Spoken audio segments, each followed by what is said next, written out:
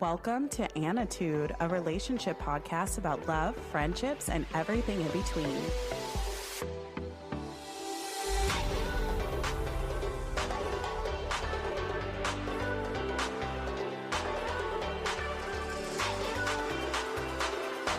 Hello and welcome to Annitude with Anna Burr. I'm here with a guest that has been on here before. She was on the episode where we discussed eating disorders and mental health. My friend Pia is back. Say hello to the listeners, Pia. Hello, everyone. So yeah, Pia is here today to talk about a serious topic. And I just want to preface this with a huge trigger warning. We're going to be discussing sexual assault, domestic violence, probably some mental health and police brutality. So if any of those things are triggering to you, please don't listen to this episode and go find one of my lighter episodes. So Pia is here because she is in very close proximity to a woman who was kidnapped and murdered not too long ago, Sarah Everard. So Pia, how close do you live to where she was walking that night? I live in West London, and where Sarah went missing is South London, but it's about 30 minutes from me, so not far at all. It's just so scary. So scary. So if you haven't heard, the news just is kind of trickling in America. If you haven't heard about Sarah, she was a young woman who was walking home from a friend's house, and a walk that should have taken, it said 50 minutes to her place. Mm-hmm. And her friend texted her, let me know when you get home. And she never made it home.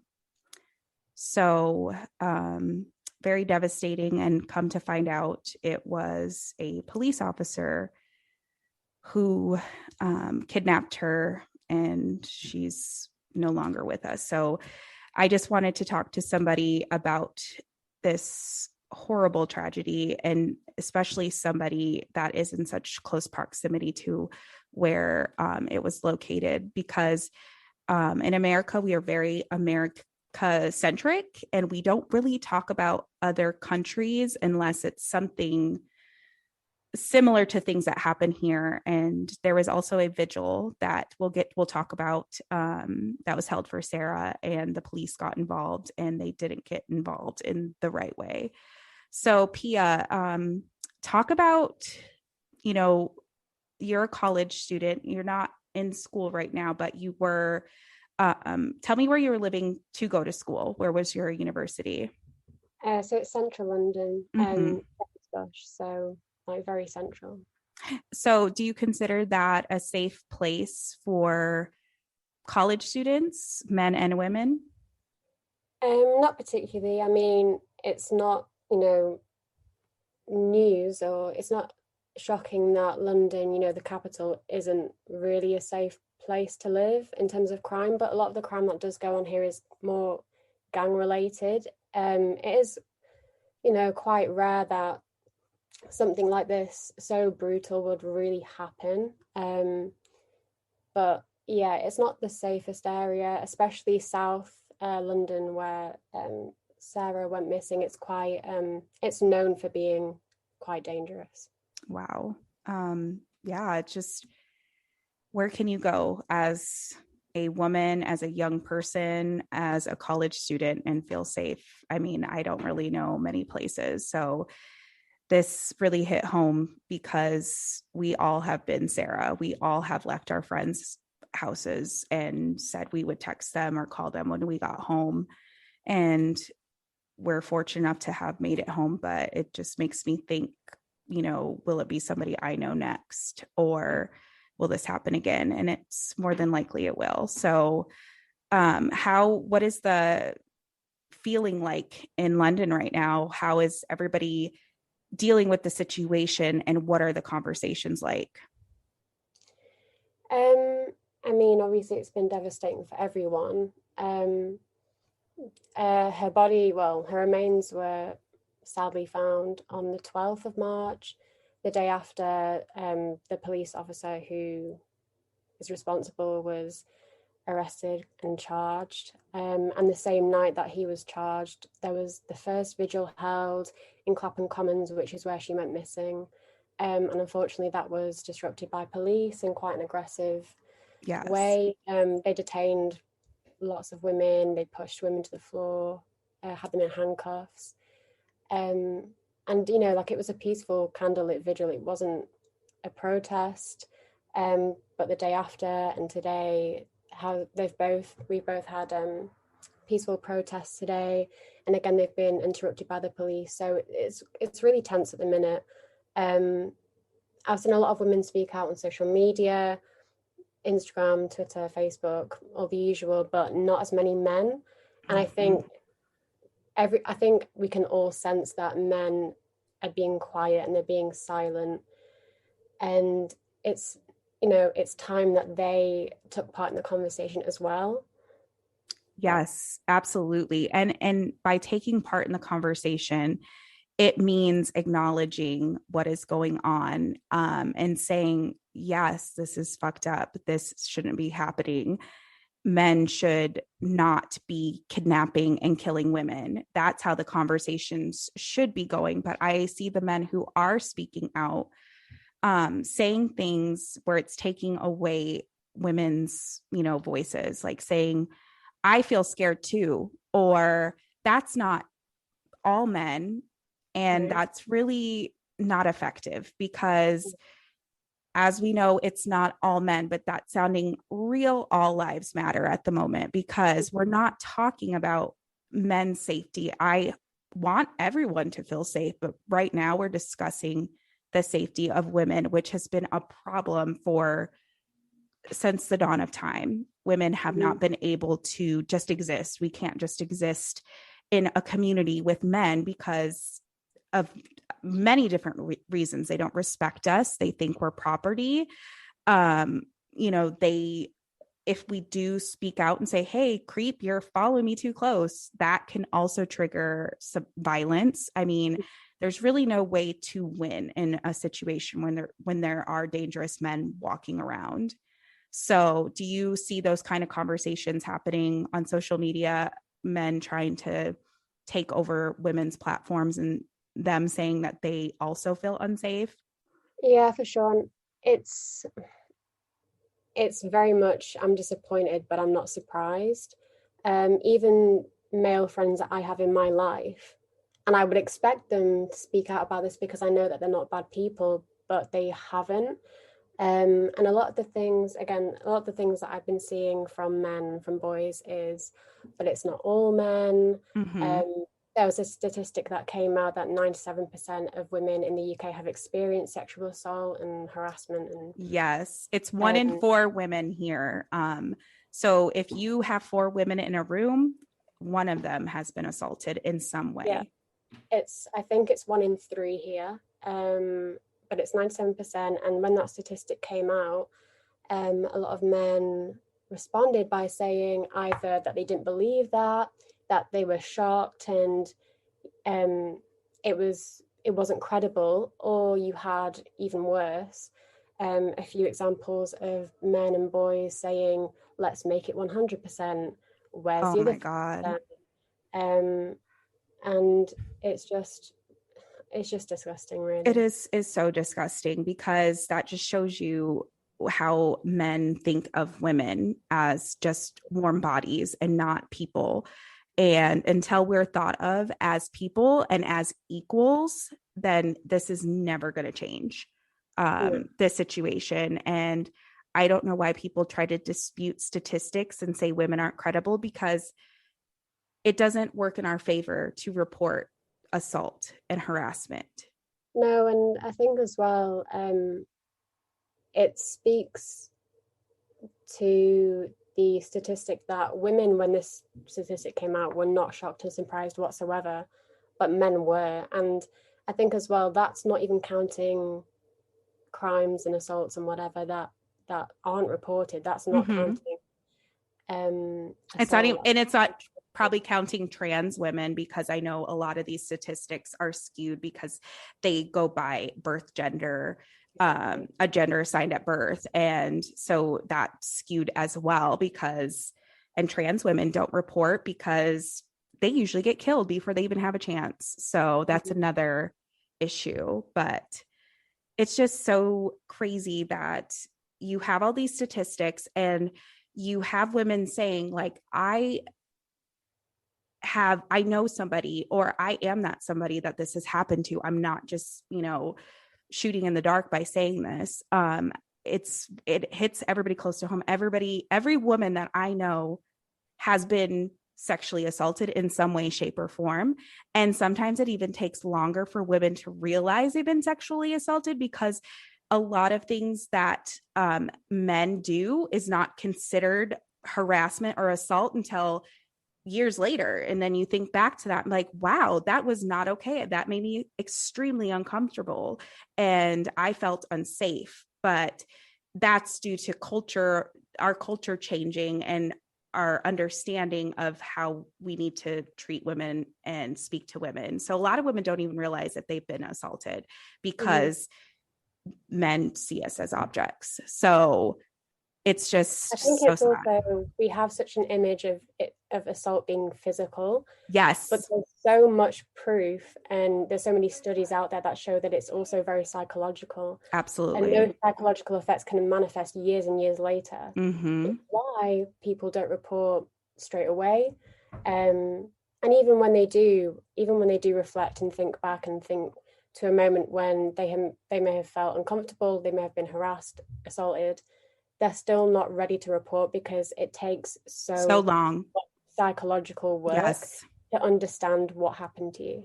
Yes, it does. And it also brings out a lot of, trauma that a lot of women don't want to re-experience, because let's say you're reporting a rape, you have to talk to an officer, then you have to talk to an investigator, then you have to talk to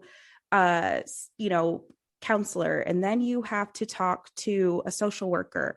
By then you've told this story several times and it's exhausting. So many women get to, and that's just saying, as soon as the rape, or if not, a couple days after the rape happens, that's very exhausting and it's very emotionally taxing. And by then women are like, what's the point? Because there's statistics that say that only 1% of rapes actually go to a prosecutor. Yeah. So that's another thing, is like, what's the point? Because we saw here, I don't know if you heard about the infamous Brock Turner, who raped that woman and threw her behind a dumpster, and he got 6 months in jail. And because the judge, I guess, didn't want to sacrifice his career as an athletic male.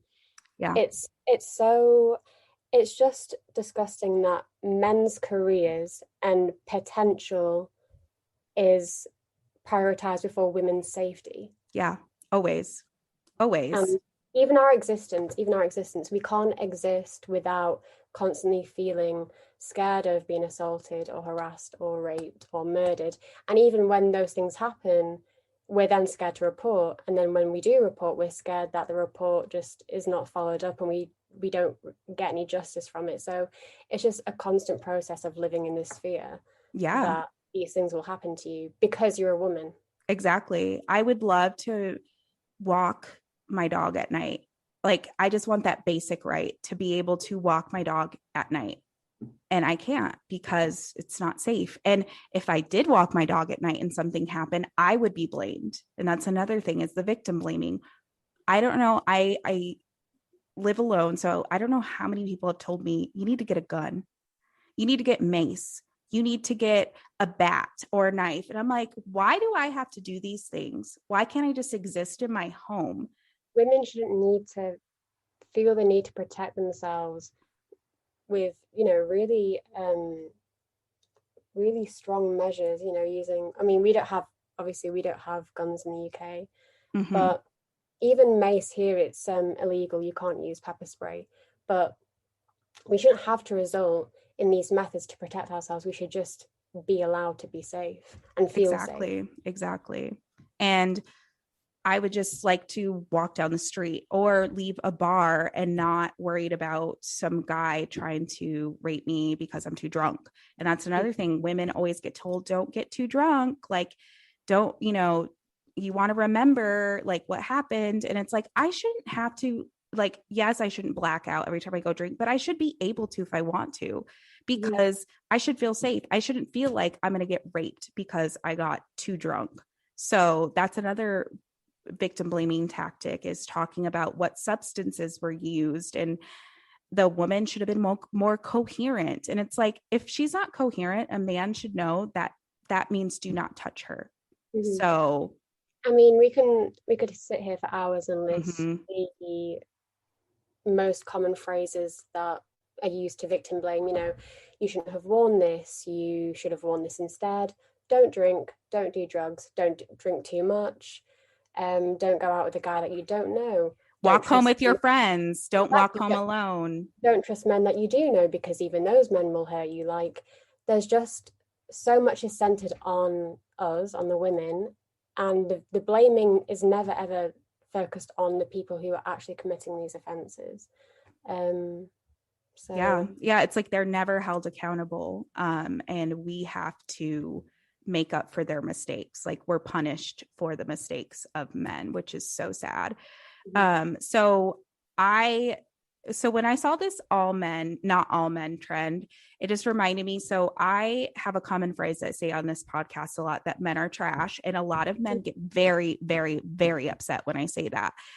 And I don't back down. I say, men are trash. My dad's trash. My brothers are trash. My guy friends are trash, because until they hold not only themselves accountable for how they treat women, but hold the general public, their friends, their bosses, their co-workers, their cousins, or whatever, until they do that, and they're the ones having these difficult conversations with their guy friends or whoever, male oriented, they're trash to me. And I don't care how anybody feels about that. And if you're not trash, then you shouldn't be getting offended. You should actually be agreeing with me and saying, yeah, this is fucking ridiculous. Why are women still scared to leave their homes? So I'm sure we'll get a lot of pushback from this episode from our heterosexual males, but I truly don't care. This isn't about you. And it's so sad that this discussion has been happening for generations, and our parents, our mothers, have to worry about their daughters in this day and age. So tell me about the vigil. So I saw that it was initially canceled due to CDC. They were like, oh no, we can't have it, but people still wanted to mourn, and they showed up anyway. And like you said, they were peaceful. How did the police get involved? I'm so confused why they were even at the vigil, especially knowing that one of their own had committed this crime. Nobody wants to see you at a vigil. So it was cancelled because of obviously the current lockdown measures due to COVID in England, and police did warn that any event organisers and protest organisers would be fined £10,000, which it was kind of the same this time last summer, when Black Lives Matter protests were being organised in the UK. Protesters were going to be charged a lot of money to hold these rallies and things. But at the vigil, everyone was wearing masks that I saw on social media. It was completely peaceful. People were just holding candles, laying flowers, saying their respects. A minute silence was attempted, but it was, like I said earlier, it was interrupted by journalists and other people, speaking over the minute silence. So, we can't even have a minute silence for someone who lost their life. But yeah, the police attended, I'm assuming, to enforce COVID restrictions, but it quickly turned quite aggressive. And, they were detaining women on the floor, hands behind their back in handcuffs. They were shoving elderly women, young women. I saw like a really horrible video of a woman maybe in her 60s get very forcefully pushed. Wow. And she had her hands up. She wasn't fighting back. Resisting, She wasn't resisting at all. And yeah, so that was super scary because, like you said, I mean, Sarah was murdered by a police officer. Like, women in general feel uncomfortable and unsafe in the presence of the police and the police force, especially after something like this has just happened. And even then, we don't have the right to feel safe at a peaceful vigil. Um, so It's just ridiculous. And so they exacerbated the situation and now are causing a whole different issue, because now the focus is not totally on Sarah, which it should be. Now it's on them. And, I think everybody's realizing we need to defund the police. I know that sounds crazy to people, but I don't know how many times I have to explain it. Defunding the police means you will still have safety, but you will reallocate those expenses that are given to police, police stations and police officers. They will be allocated to resources that are actually helpful, like mental health, social workers, educational programs. I don't think people understand that that is doable if the right people are in place to make that happen. It's been a discussion for a couple years now, especially after the George Floyd murder, that we need to not have the police, because all they do is make situations worse. And people do not seek out, I don't, especially as a woman and a woman of color, I don't seek out police for help. They've never helped me. I was in an abusive relationship and the guy broke into my home, and they told me because he left, it wasn't considered breaking and entering, but my door was completely off the hinges. And they were like, well, he left. We can't do anything. We can't arrest him, even though I had a protection order against him. So. And there's so many statistics that show male police officers commit crimes of domestic violence. Yes, absolutely. And Pia shared with me, I'll put it in my stories when I promote this episode, so before everybody will see it, that there was a document showcasing all the crimes that the police force had committed and the little time that they did for the serious crimes of like child pornography, 6 months suspension. Like, how is that possible? Yeah, the document I think is called 194 and Counting, and it's just a list of women. Well, there's two separate documents. This one is 194 and Counting, and it's a list of women who have been murdered by police and within the prison system in England since the 1970s, and it includes sexual violence, gender-based violence, and also racial violence. So, but yeah, they're rarely punished, and usually the most punishment they receive is suspension. I'm not sure what the charge is and what the sentencing will be for Wayne Couzens, who is the officer who murdered Sarah Everard, but it's rarely, male police officers are rarely punished. No. Here. Yeah, same here. They'll get a slap on the wrist and they'll get basically a vacation, a paid vacation. So it's ridiculous. And that's why I think the police need to be defunded, because truly there are the criminals policing criminals. Like, it makes zero sense. So it's just very unfortunate that that's what our only option is for quote unquote safety, and they're not even keeping us safe. Yeah, and after the vigil, our Home Secretary officer Priti Patel released a statement saying that she was looking to pass a new bill called the Police and Crime Bill, which is looking to ban disruptive protests, impose 10-year prison sentences, Wow. statues, removing media and entertainment media that criticizes directly the government. That sounds like communism. It's very, very scary, authoritarian, totalitarian. Oh my God. 1984 dystopian type shit. Like, that is North Korea. Like, exactly. What the hell? And again, like, people still refuse to believe that we live in quite a fascist almost country. Yeah. And it's very, very right wing here. People, again, they're very quick to criticize America and America's policies and America's police, but they don't realize that what's going on here at home is just as bad, if not worse, because it's more subtle, it's more in disguise.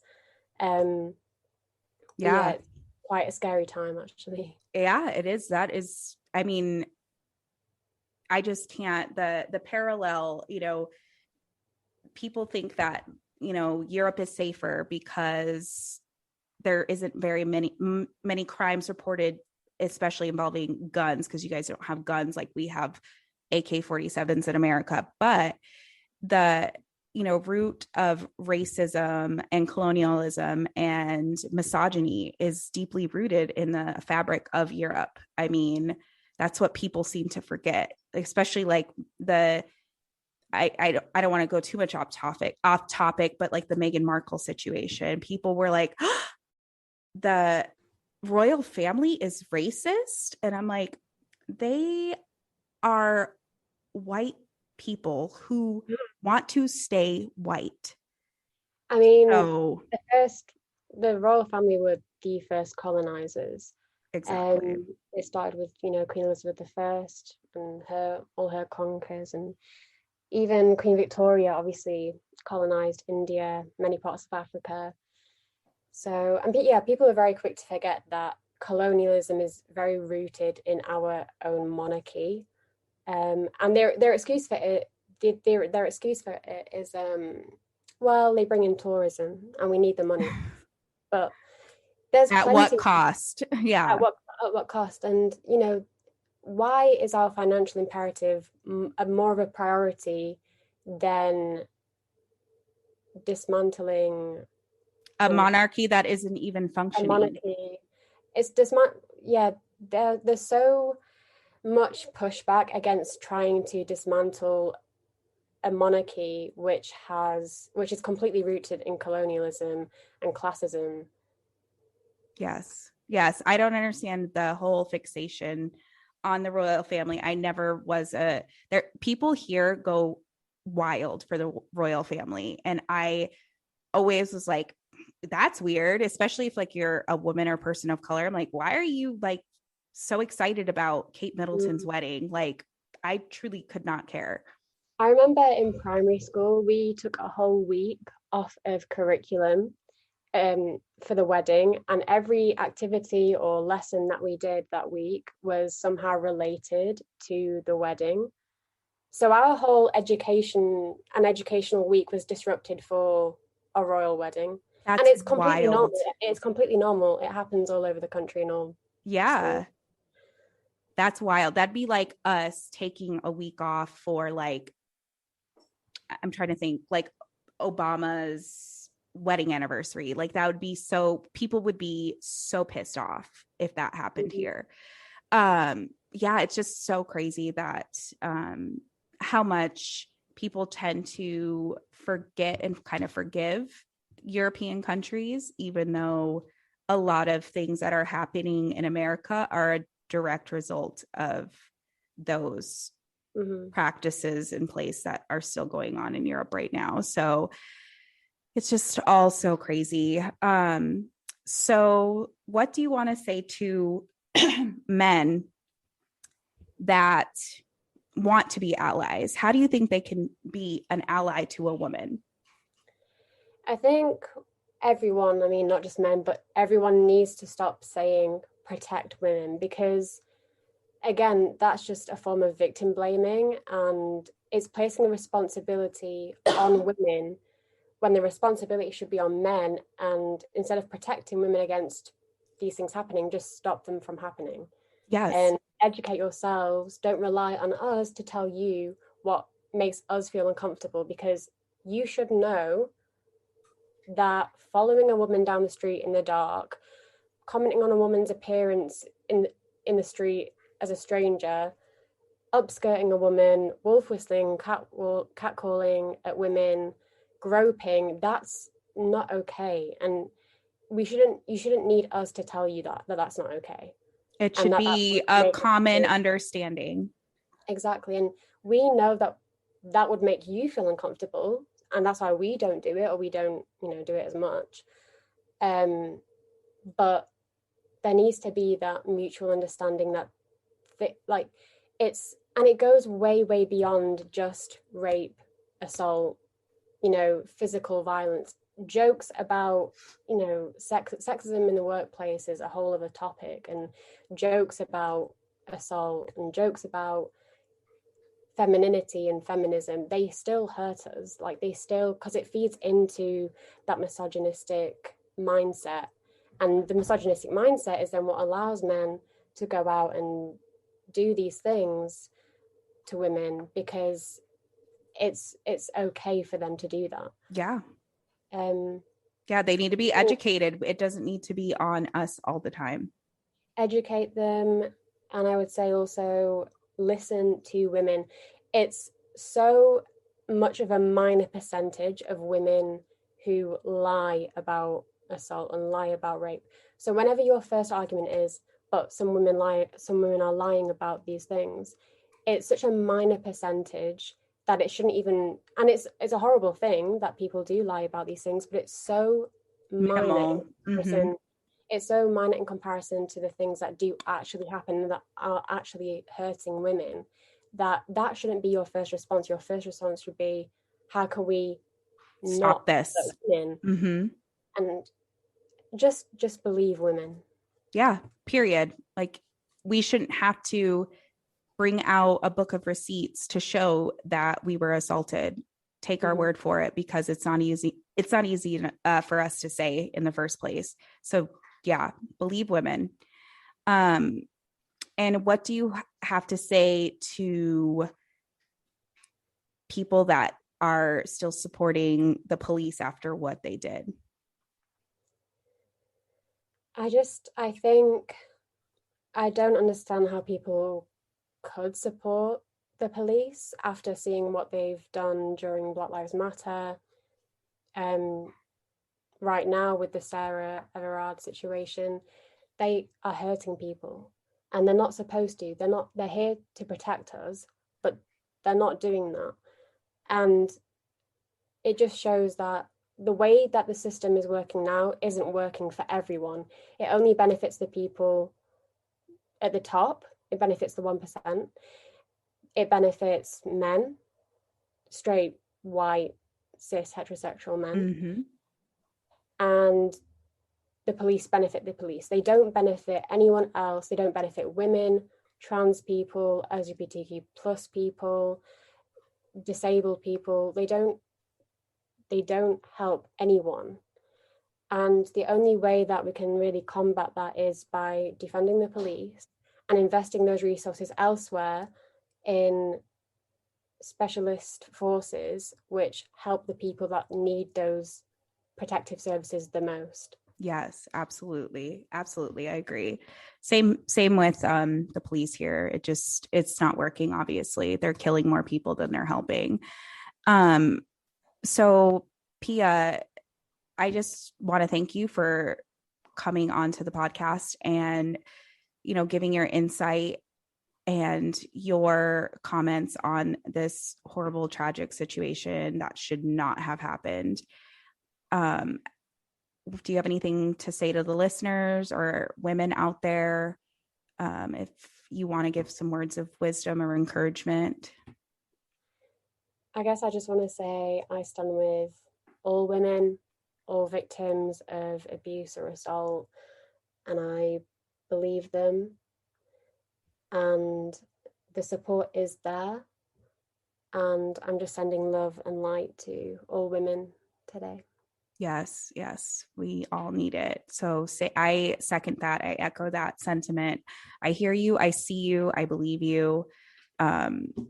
We'll somehow get through this together as women. And that's another thing, is just women need to stand by each other. And regardless if, you have these beliefs about the police, just know that we all need to be protected, and we need to protect each other in this horrible, difficult time. And make sure you're having these conversations with your friends, because this is triggering to a lot of people.